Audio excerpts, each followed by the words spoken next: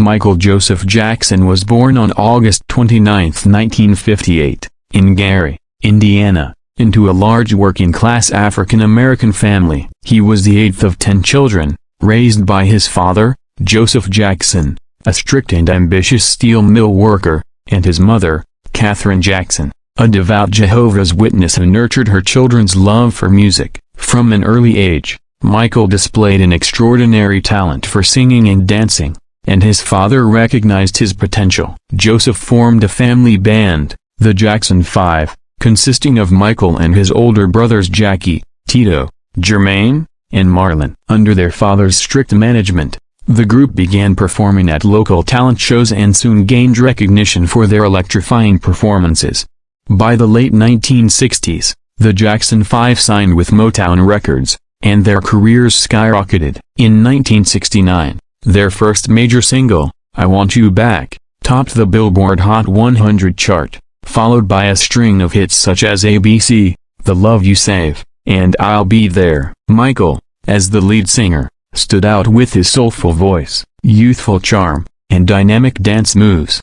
His natural charisma made him the centerpiece of the group, and even as a child, he was regarded as a musical prodigy. Throughout the early 1970s, the Jackson 5 became a global sensation, touring extensively and appearing on major television shows. As he matured, Michael sought to establish himself as a solo artist. In 1972, while still a member of the Jackson 5, he released his first solo album, Got to Be There, followed by Ben, which featured the hit song of the same name. Although his early solo work was successful, it was his collaboration with producer Quincy Jones in the late 1970s that propelled him to superstardom. In 1979, he released Off the Wall, a groundbreaking album that blended pop, disco, funk, and R&B.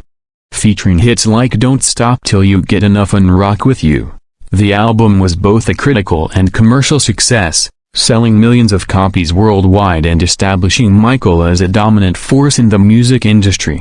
In 1982, Michael Jackson released Thriller, the album that would redefine popular music and cement his status as the king of pop. With tracks like Billie Jean, Beat It, and Thriller, the album became the best-selling of all time, with over 70 million copies sold globally. The iconic Thriller music video, with its groundbreaking special effects and legendary choreography, revolutionized the music industry. Jackson's signature dance move, the Moonwalk, debuted during a performance of Billie Jean on the Motown 25 special in 1983, further solidifying his legend. Thriller earned multiple Grammy Awards and set new standards for music videos and album sales. Following the massive success of Thriller, Michael continued to dominate the industry with his subsequent albums. In 1987, he released Bad, which featured hits such as Smooth Criminal, Man in the Mirror, and the title track,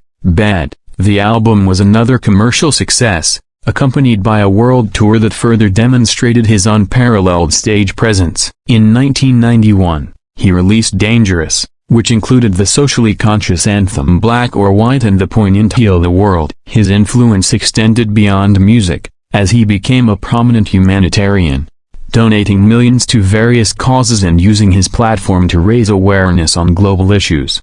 Despite his immense success, Michael's life was plagued by controversy and personal struggles. His changing appearance, including his increasingly lighter skin tone, sparked widespread speculation and criticism. Jackson later revealed that he suffered from vitiligo, a skin condition that causes loss of pigmentation. He also underwent multiple cosmetic procedures, which further fueled media scrutiny. His eccentric lifestyle, including his love for amusement parks and pet chimpanzees, earned him the nickname Wacko Jacko, a label he despised.